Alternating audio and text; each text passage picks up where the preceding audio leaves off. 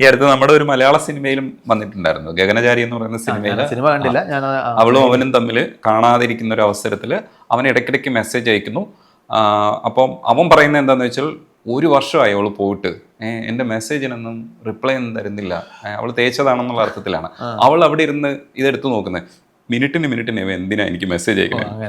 അങ്ങനെയാണ് ആ comedy workout ചെയ്തിരിക്കുന്നത്. കാരണം അവർക്ക് രണ്ടുപേർക്കും ടൈം എന്ന് പറയുന്നത് 2 എന്നുള്ളത് ആണ് അവർ അത് ഉദ്ദേശിക്കുന്നത്. സിനിമയ്ക്കപ്പുറത്തേക്ക് ഈ ജീവിതത്തിൻ്റെ അർത്ഥം എന്ത് എന്ന് ചോദിക്കുന്ന ഒരു ചോദ്യമുണ്ട്. സ്ഥിരം ആൾക്കാരൊക്കെ കുഴഞ്ഞു പോകുന്നതും ഫിലോസഫിയിലേക്കും അന്ധവിശ്വാസങ്ങളിലേക്കും ഒക്കെ നയിക്കപ്പെടുന്ന ഒരു ചോദ്യമാണ് ഈ എന്താണ് ജീവിതത്തിൻ്റെ അർത്ഥം എന്നുള്ളത്. അത് ആദ്യകാലം മുതൽ ആൾക്കാർ ചോദിച്ച് കുഴഞ്ഞു പോയ ചോദ്യമാണ്, ഇപ്പോഴും ചോദിച്ചുകൊണ്ടിരിക്കുന്നത്. ഇതിൻ്റെ കൂട്ടത്തിൽ പ്രപഞ്ചത്തെക്കുറിച്ചും അറിഞ്ഞുകൂടാത്ത കുറേ കാര്യങ്ങളെക്കുറിച്ചും ഒക്കെ സംസാരിക്കും. ശരിക്കും എന്താ വൈശാഖ ജീവിതത്തിൻ്റെ അർത്ഥം? ബുദ്ധനും ശങ്കരനും ഒക്കെ ചോദിച്ച അതേ ചോദ്യമാണ് അത്. പക്ഷെ സിനിമയിൽ പറയുന്നത് ആരാണ് ഞാനെന്നുള്ള പ്രശ്നം. അതെ, ഞാൻ. ഇത് പക്ഷെ ജീവിതത്തിന്റെ അർത്ഥം, എൻ്റെ ഒരു കാഴ്ചപ്പാടിൽ ജീവിതത്തിന് അങ്ങനെ പ്രത്യേകിച്ച് അർത്ഥമൊന്നുമില്ല. ജീവിതത്തിന്റെ ഉദ്ദേശം ജീവിക്കുക എന്നുള്ളതാണ്. അത് ആ ഉദ്ദേശത്തോടു കൂടി നമ്മൾ ജനിക്കുന്നതല്ല. നമ്മൾ ജനിച്ചു കഴിഞ്ഞാൽ എല്ലാ ജീവികളും അടിസ്ഥാനപരമായിട്ട് ശ്രമിക്കുന്നത്, എല്ലാ ജീവികളും എന്നാണ് ഞാൻ പറഞ്ഞത്, എല്ലാ മനുഷ്യരും എന്നല്ല, എല്ലാ ജീവികളും അടിസ്ഥാനപരമായിട്ട് ചെയ്യുന്നത് എങ്ങനെയെങ്കിലും ഇവിടെ സർവൈവ് ചെയ്യുക എന്നുള്ളതാണ് അവർ ശ്രമിക്കുന്നത്.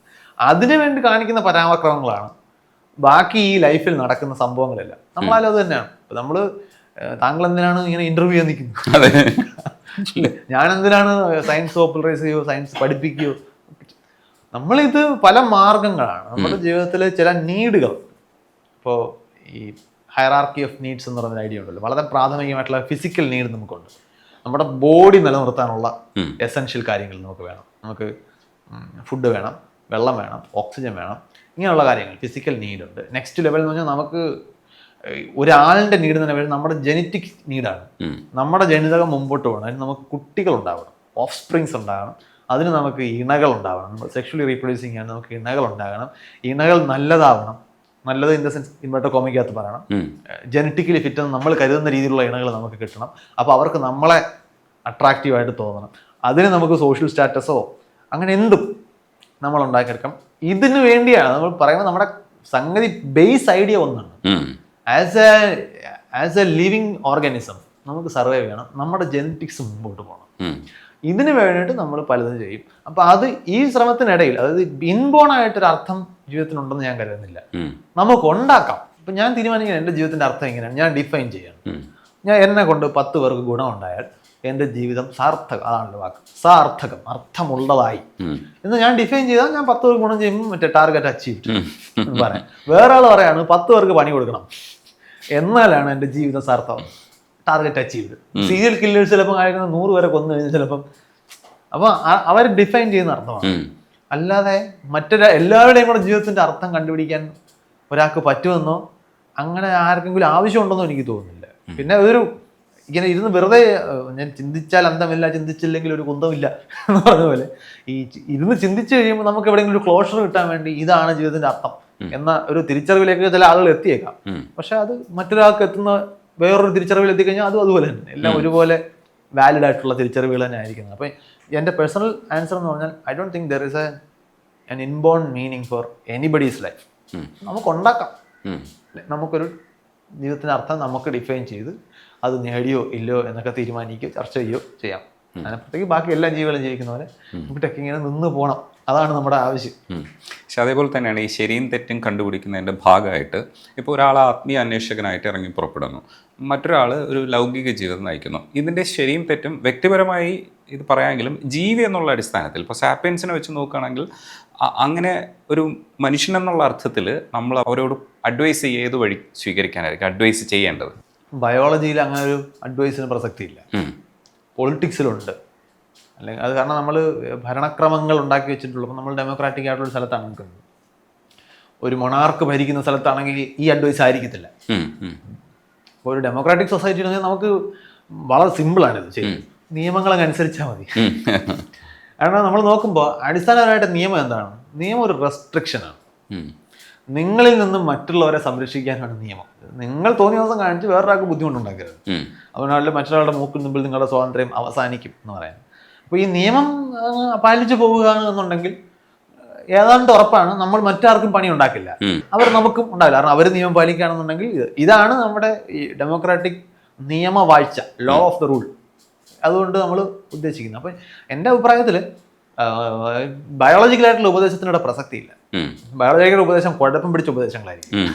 കാരണം ഈ പറഞ്ഞതുപോലെ മറ്റു ജീവികളെല്ലാം അവരവരുടെ ജനിതകം സർവൈവ് ചെയ്യിക്കാനാണ് ശ്രമിക്കുന്നത്. അത് ഭയങ്കര ക്രൂവലാണ് നാച്ചുറൽ വേൾഡ്. നമ്മളെപ്പോഴും ഈ മനുഷ്യരെ ക്രൂവൽ അനിമൽ എന്ന് വിളിക്കുകയും ബാക്കിയുള്ളവരെല്ലാം തിരിച്ചാണ്.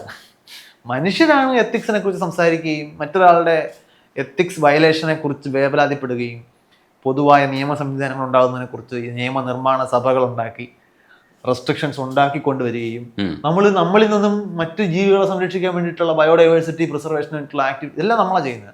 വേറൊരു ജീവിയും ബോധമല്ല ഇതിനെക്കുറിച്ച്. അവരങ്ങോട്ടും ഇങ്ങോട്ടും കൊന്നു നിന്നാണ് ജീവിക്കുന്നത്.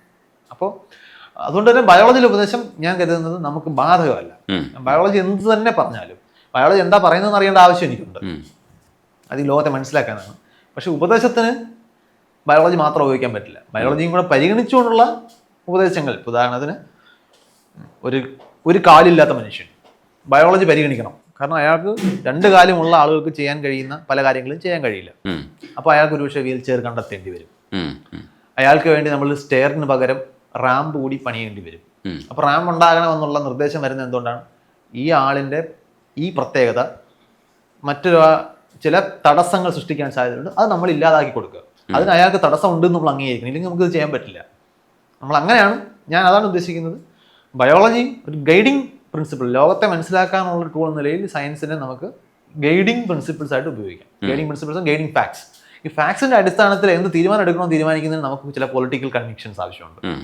അത് ജനാധിപത്യ രാജ്യത്തിലാണെങ്കിൽ നമുക്കുണ്ട്. നമ്മളെല്ലാവരും തുല്യരായിട്ടാണ് കാണുന്നത്. ഇനി 4 കാലുള്ള ഒരാളുണ്ടായാലും അയാൾ 2 കാലുള്ള ആളിനും 1 കാല് മാത്രമുള്ള ആളിനും കാലമില്ലാത്ത ആളിനും തുല്യരായിരിക്കും. അവസരങ്ങളുടെ മുമ്പിലും അവകാശങ്ങളുടെ മുമ്പിലും എല്ലാം. അത് നമ്മൾ പ്രകൃതിയിൽ നിന്ന് കണ്ടെത്തുന്ന നിയമമല്ല. അത് മനുഷ്യൻ ഒരു സോഷ്യൽ ആനിമൽ എന്ന രീതിയിൽ നമ്മൾ ലോകത്തെ മനസ്സിലാക്കി ഈ സോഷ്യൽ ഇന്നോവേഷൻ എന്നൊക്കെ രീതിയിൽ സമൂഹത്തെ നമ്മൾ ഒരു പ്രത്യേക ഐഡിയലിലേക്ക് കൊണ്ടുപോകുമ്പോൾ നമ്മൾ ഉണ്ടാക്കിയെടുത്ത ചില ചട്ടങ്ങളാണ്. അപ്പോൾ അതിന് നമുക്ക് നാച്ചുറൽ ഫാക്ട്സിനെ ബേസ് ചെയ്തുകൊണ്ട് നമ്മൾ ഉണ്ടാക്കിയെടുത്തേക്കുന്ന പൊളിറ്റിക്കൽ ആയിട്ടുള്ള, സാമൂഹികമായിട്ടുള്ള, മോറലായിട്ടുള്ള പ്രിൻസിപ്പിൾസിനെ, അല്ലെങ്കിൽ അത് ഒരു ഉദ്ദേശങ്ങളായിരിക്കുമല്ലോ. അതായത് ഇങ്ങനെ വേണം, ഇങ്ങനെ പാടില്ല, അതിന് ഉപയോഗിക്കാം എന്നേ ഉള്ളൂ. ഇപ്പം ഞാൻ സമ്മറൈസ് ചെയ്താൽ ബയോളജിയിലുള്ള ഉപദേശങ്ങൾ എനിക്ക് താല്പര്യമില്ല. എൻ്റെ താല്പര്യങ്ങൾ പൊളിറ്റിക്കലായിട്ടുള്ള, സാമൂഹികമായിട്ടുള്ള ഉപദേശങ്ങളാണ്. അത് നിലനിൽക്കുന്ന തത്വങ്ങളുടെ അടിസ്ഥാനത്തിൽ കാലഘട്ടങ്ങൾക്കനുസരിച്ച് ഇത് മാറ്റേണ്ടി വന്നാൽ മാറ്റണം. അങ്ങനെയാണല്ലോ നമ്മൾ രാഷ്ട്രീയം എന്ന് ഉദ്ദേശിക്കുന്നത്. അപ്പം അതാണ് എൻ്റെ അതിനകത്തുള്ള നിലപാട്. ഈ ശാസ്ത്ര പ്രചാരണത്തിലും ശരിക്കും ഒരു ഫോക്കസ് പോയിന്റ്, ഇല്ലെങ്കിൽ നമ്മൾ ഫോക്കസ് ചെയ്യേണ്ടത് നമ്മുടെ ജനാധിപത്യത്തെ സംരക്ഷിച്ചുകൊണ്ടോ ഇല്ലെങ്കിൽ നിലനിൽക്കുന്ന ഒരു അവസ്ഥയെ സംരക്ഷിക്കലോ ഒക്കെ ഉണ്ടാവാം. പക്ഷെ ഫാക്ട്സ് അങ്ങനെ ആയിരിക്കണമെന്നില്ല. ഫാക്ട്സ് മറ്റൊന്നായിരിക്കും.